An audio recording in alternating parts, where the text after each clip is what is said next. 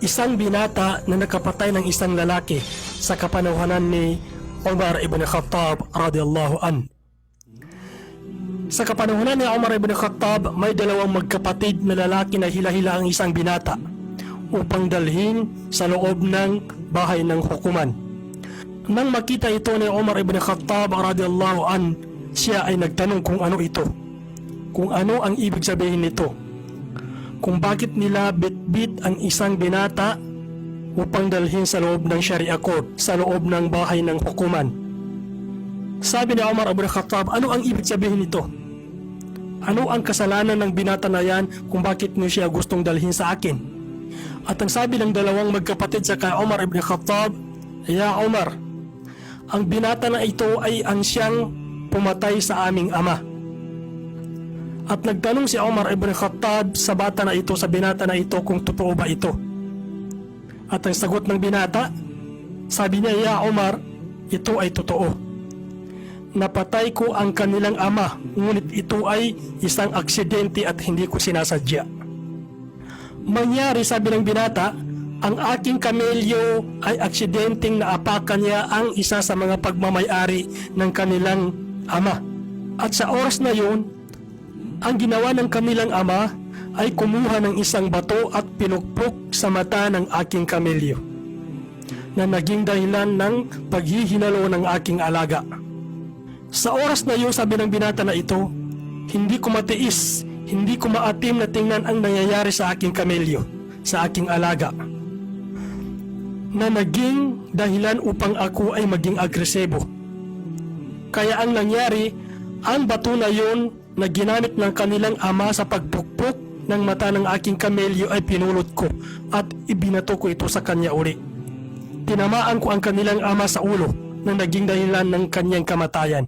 Kaya ito ang nangyari, sabi ng binata.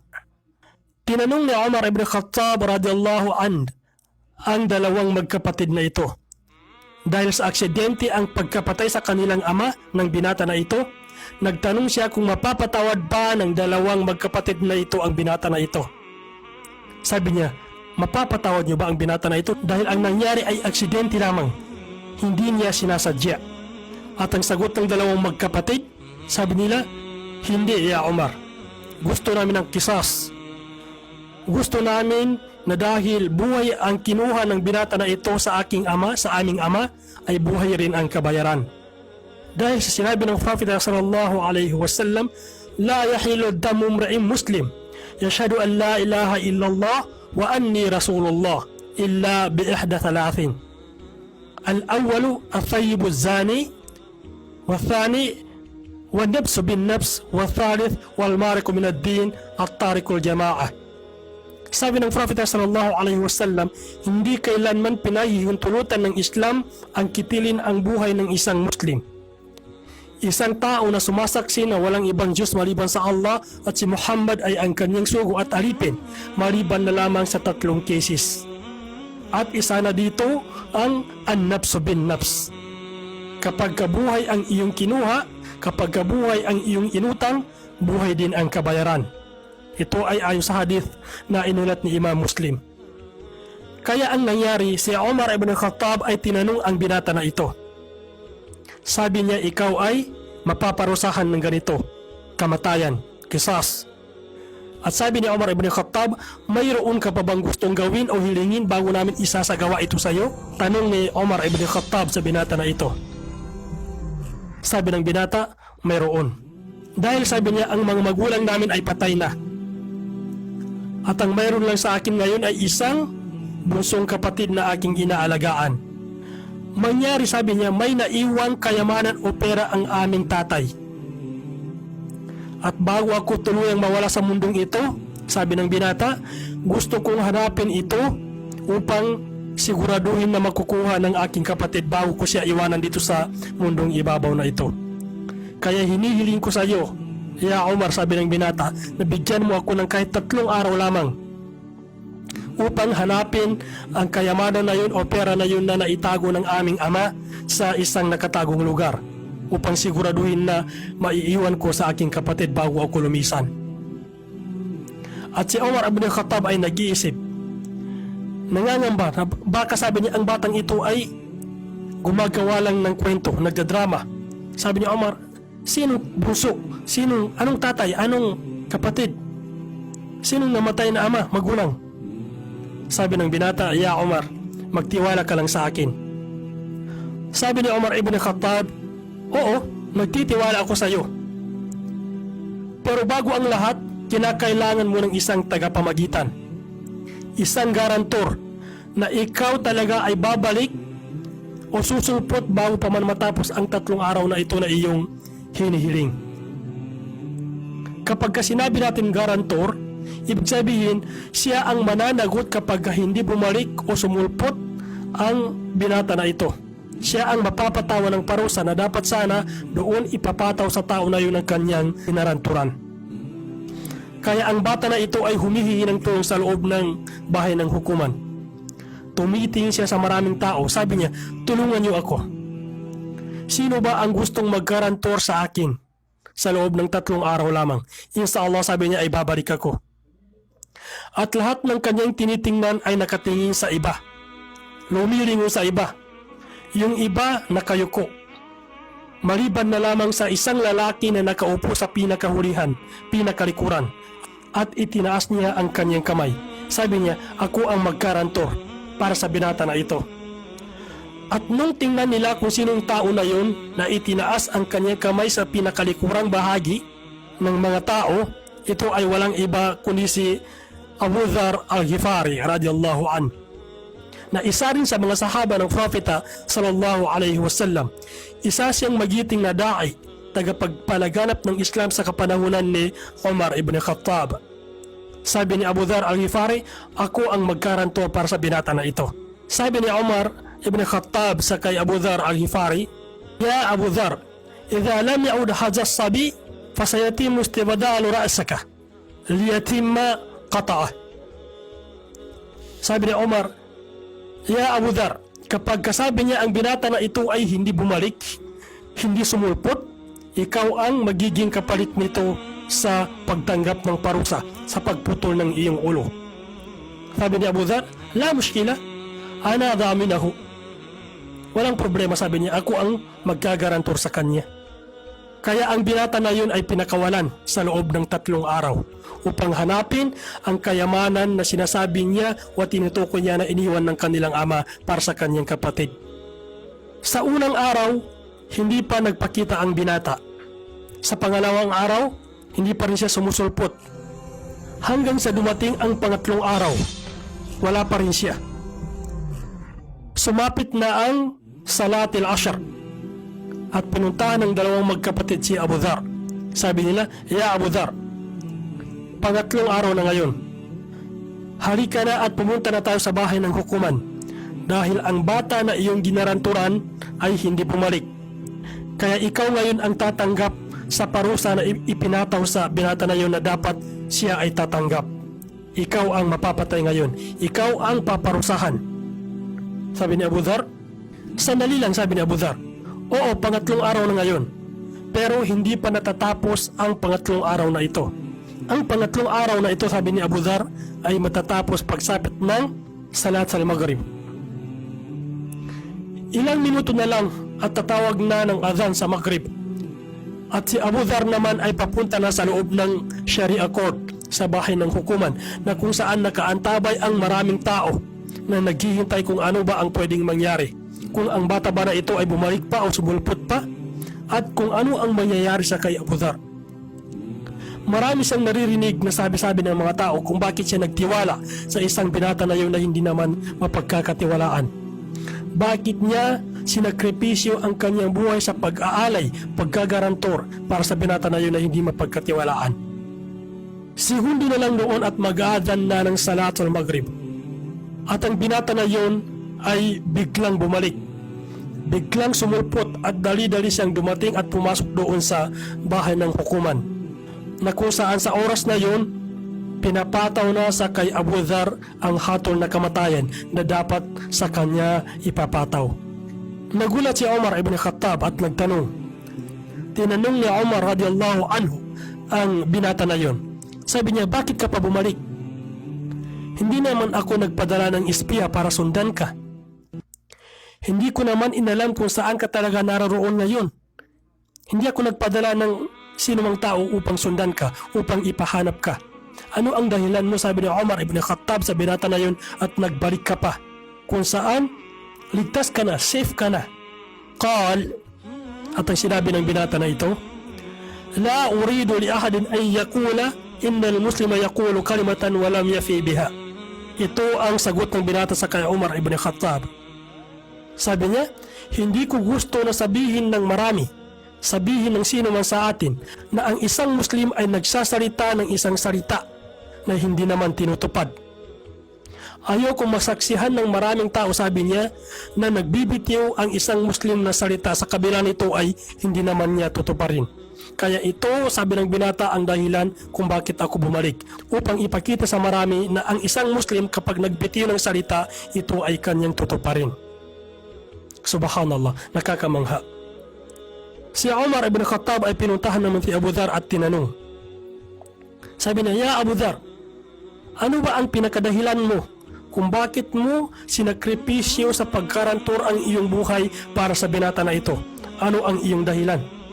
Qal, o yaqul, sabi ni Abu Dhar, Ra'aytu musliman muhtajan, walam akun argaw fi ay yakula anna al-muslima muhtajan walam yakun hunaka ahadun musadaati.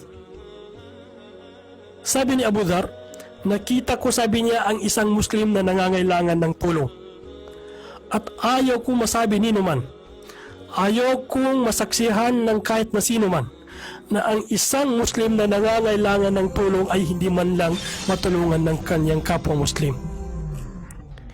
Hindi ko gusto na masaksihan ng marami, sabi ni Abu Dhar, na ang isang kapatid natin na Muslim na nangangailangan ng tulong, samantalang andun din ang kanyang mga kapatid sa pananampalataya, ay hindi man lang siya magawang tulungan.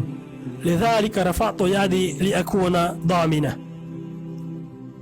At yun ang dahilan kung bakit, sabi ni Abu Dhar, ako ang nagtaas ng kamay para magkarantor sa bata na ito. Noong marinig ng dalawang magkapatid na ito na kung saan napaslang ang kanilang ama, ang salita na ito ng binata at salita ni Abu Dhar al-Ghifari, sabi nila, kung ganito ba naman ang gawain ng isang tunay na Muslim, pagpapanatili ng katapatan sa kilos at gawa, pakikipagtulungan sa oras ng kagipitan upang maiahon ang iyong kapatid sa pananampalataya na nangangailangan ng tulong, papaano pasabay nila hindi mapatawad ang isang kapatid sa pananampalataya na humihingi ng tawad? Subhanallah, mashallah, tabarakallah, nakakamangha. Kaya ang binata ay kanilang pinatawad at ito ay tuluyan ng pinakawalan. Ang kisa na ito, mga kapatid sa pananampalataya, ay nakapagtuturo sa atin kung saan tinuturoan tayo kung paano papanatilihin ang pagiging matapat sa ating sarili, maging ito man ay sa salita at sa gawa. Pagiging matulungin sa kapwa mananampalataya sa oras ng kagipitan. Sabi pa ng Prophet sallallahu alaihi wasallam, Alaykum bis-sidaqi fa inna as-sidqa yahdi ila al-birri fa inna al-birra yahdi ila al-jannah. Ugaliin ninyo, panatilihin ninyo, sabi ng Prophet sallallahu alaihi wasallam, ang pagiging matapat, maging ito man ay sa salita at sa gawa. Fa inna as-sidqa yahdi ila al-birri, dahil ang katapatan ay nakapagtuturo ng pagiging isang mabuting tao. Wa innal birra yahdi ilal jannah. At ang pagiging isang mabuting tao ay walang ibang naidudulot, walang ibang naituturo kundi ang pintuan ng paraiso ng Allah subhanahu wa ta'ala. At ang sabi pa ng Allah subhanahu wa ta'ala sa banal na Quran, Inna akramakum indallahi atqakum. Ang pinakanagugustuhan, pinakamainam, pinakakatangi-tangi sa Allah subhanahu wa ta'ala mula sa kanyang mga alipin ay kung sino yung mga matatapat, mabubuti at may takot sa Allah subhanahu wa ta'ala. Wa qala Rasul sallallahu alaihi wasallam fil hadith al-akhar, man nafasa an mu'min kurvatan min kurabi dunya nafasa Allahu anhu kurvatan min kurabi yawmil qiyamah. Ang sino man, sabi ng Prophet sallallahu alaihi wasallam, ang tumulong sa kanyang kapwa sa oras ng kanyang pangangailangan upang maiahon ang kanyang kapwa sa oras ng kagipitan dito sa mundong ibabaw na ito, ay tutulungan din at iaahon din ng Allah subhanahu wa ta'ala sa mga parusa sa yawmul akhir. Wa akhiru da'wana anil hamdulillahi rabbil alamin. Assalamu alaikum wa rahmatullahi jami'an wa barakatuh. Ang naging trabaho ng Propeta Muhammad sallallahu alaihi wasallam nung siya ay bata pa ay ra'yul ghanam. Ra'i al-ghanam. Ibig sabihin, tinitingnan niya ang mga kambing. Namamastol ang Propeta Muhammad sallallahu alaihi wasallam. At sinabi ng Propeta Muhammad sallallahu alaihi wasallam na lahat ng propeta na isinugo ni Allah ay naging namastol sila. Lahat ng propeta na isinugo ni Allah, lahat ng propeta without any except, naging mamamastol. Ito ang naging trabaho ng Propeta Muhammad sallallahu alaihi wasallam, kapalit ng maliit na halaga na ibinibigay sa kanilang mga Quraysh. Tanong, bakit ganun ang naging trabaho ng propeta? Bakit ganun ang naging trabaho ng lahat ng mga propeta na isinugo ni Allah bago dumating ang Propeta Muhammad sallallahu alaihi wasallam? Bakit naging ganun sila? No. Ang dahilan, sabi ng ating mga scholar, ang dahilan kung bakit ganoon ang trabaho ng mga propeta ay para sila ay sanayin. Sasanayin sila sa mas malaking trabaho. Sasanayin sila sa mas malaking responsibilidad na darating sa kanila. Dahil ang pag-aalaga ng kambing ay hindi birong gawa. Napakahirap na trabaho ito. Nagkakawatak-watak ang mga kambing, iipunin mo ito, ililipat mo mula sa isang lugar, papunta sa isang lugar. Pag naubos na ang pagkain dito, kukunin mo mga kambing, ililipat mo sa isang lugar. Aalagaan mo ang mga kambing na baka may mawala. May mga kambing na daif, weak. May mga kambing na strong. Ganun din ang komunidad. Sa komunidad may mga strong, may mga weak. Dapat mong ipakita sa strong na kambing na matigas ka. Dapat mong ipakita sa weak na kambing na alagaan mo ito. Maraming natutunan ang Propeta Muhammad sallallahu alaihi wasallam sa pag-aalaga ng kambing. Aalagaan mo ang kambing dahil may mga kaaway itong darating. Kakainin ang kambing. May mga magnanakaw na darating, kukunin ang kambing. Ito ang trabaho ng Propeta Muhammad sallallahu alaihi wasallam sa murang edad. Bakit? Dahil sinanay siya ni Allah subhanahu wa ta'ala sa mas malaking responsibilidad na darating sa kanya. Ito ay ang kanyang pagiging propeta sallallahu alaihi wasallam. Ito ay ang kanyang pagiging propeta sallallahu alaihi wasallam. Hanggang sa dumaan ang 2 taon at namatay ang kanyang lolo na si Abdul Muttalib, nalipat na naman ang Propeta Muhammad sallallahu alaihi wasallam sa kanyang tiyuhin na si Abu Talib. No. Balik tayo doon sa panahon na umabot na ang edad ng Propeta Muhammad sallallahu alaihi wasallam ng 8 taon. Inuulit natin na ang kanyang trabaho ay pamamastol. So bakit namamastol ang Propeta Muhammad sallallahu alaihi wasallam? Dahil para maging preparasyon ito sa mas malaking trabaho na kanyang gagampanan. Ano ang nakuha ng Propeta Muhammad sallallahu alaihi wasallam? Ano ang nakuha ng Propeta Muhammad sallallahu alaihi wasallam doon sa pamamastol na yun? Sabar, al-hulm wal-anat, ash-shafaqa. 3 malalaking bagay na hindi pwedeng makuha ng basta-basta lamang. Sabar. Dapat may sabar ka habang ikaw ay nag-aalaga ng kamilyo. At kailangan yun ng Propeta Muhammad sallallahu alaihi wasallam pag siya ay naging propeta. Ash-shafaqa, yung awa. Kailangan yun ng Propeta Muhammad sallallahu alaihi wasallam. Saan natin makikita itong shafaqa ng Propeta Muhammad? Itong awa ng Propeta Muhammad sallallahu alaihi wasallam sa kanyang ummah. Bigyan ng isang halimbawa. Ang halimbawa dito is nung pumunta ang Propeta Muhammad sallallahu alaihi wasallam sa Taif upang magda'wa. Upang magda'wa ang Propeta Muhammad sallallahu alaihi wasallam sa Taif. Ano ang ginawa sa kanila ng mga taga-Taif? Binato nila ang Propeta Muhammad sallallahu alaihi wasallam. Nagdugo ang kanyang katawan, di ba lamang sa kanyang palad ng kanyang kamay at palad ng kanyang paa. Dumugo ang buong katawan ng Propeta Muhammad sallallahu alaihi wasallam. Ano yung syafaka? Ano yung awa na ipinakita dito ng Propeta Muhammad sallallahu alaihi wasallam? Dumating ang anghel ng dalawang bundok na malapit sa Taif. Sinabi niya kay Propeta Muhammad sallallahu alaihi wasallam na ako ay prepared. Kung gusto mong ipag-utos sa akin na kunin ko ang dalawang bundok na ito at para matabunan ang mga tao na yan, gagawin ko. Lumabas doon ang awa ng Propeta Muhammad sallallahu alaihi wasallam. Anong sinabi ng propeta kay sa dalawang anghel? Isa lang. Nang nagsasabi ng la ilaha illallah mula sa angkan ng mga tao sa Taif. Masaya na ako. Huwag mo lang silang patayin. Kung sa atin nangyari, siguro ang mga yun, sige na, ubusin mo na yan. Pagtiklopin mo na yung dalawang bundok na yan para maubos ng mga taong yan. Pero ang propeta Muhammad sallallahu alaihi wasallam, hindi niya inisip ang mga taong yun, kundi ang inisip niya yung mga darating na panahon. Kahit isa man lang na nagsasabi ng la ilaha illallah mula sa kanilang mga angkan. Syafaka, awa. Pero hindi ganun ang nangyari. Buong Taif, buhay pa ang propeta Muhammad sallallahu alaihi wasallam nag-Muslim.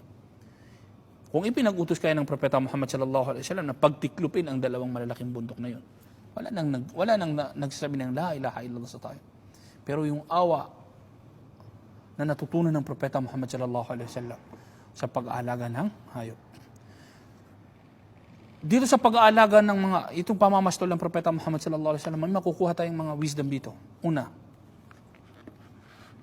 may makukuha tayong mga aral dito. Una, ang pagiging leader ay pinagsisikapan. Hindi dahil ako ay gobernador, magiging gobernador ang aking anak. Which is ito ang nangyayari sa Pilipinas, kaya nasira tayo eh. Dynasty. Gobernador ako, tatakbo ng pagkagobernador ang aking anak. Pagkatapos ng aking anak, ang aking asawa. Pagkatapos ng aking asawa, yung anak ko magiging congressman. Ano ito? Ang propeta Muhammad sallallahu alaihi wasallam, bago siya maging leader, tumaan muna sa isang proseso. Tumaan muna sa isang proseso, na itong proseso na ito napakahirap. Why? Dahil ang pagiging leader ay hindi basta-bastang trabaho. Nakasalalay sa iyo ang lahat ng mga tao na iyong pinamumunuan.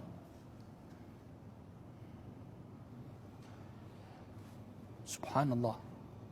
At ito yung wala sa mga pinuno natin sa ngayon.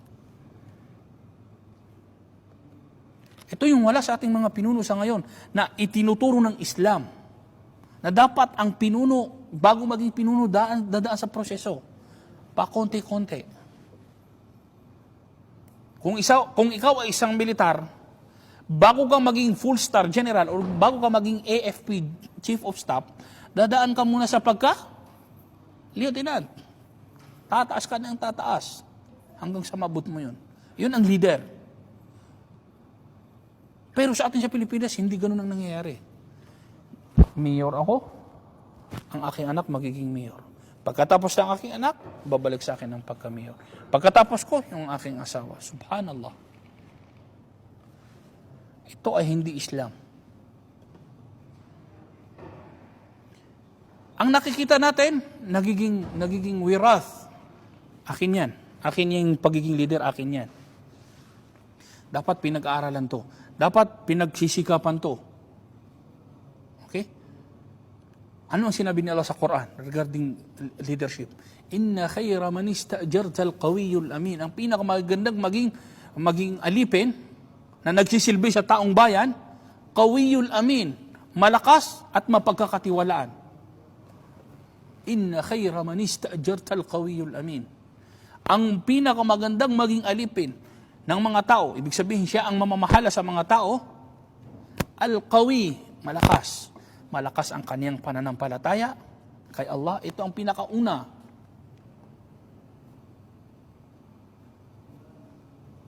Malakas ang kaniyang dedikasyon na susugpuin niya ang droga kung may droga sa lugar. Kung may krimen, gusto niyang masusugpo niya ang krimen. Dedication.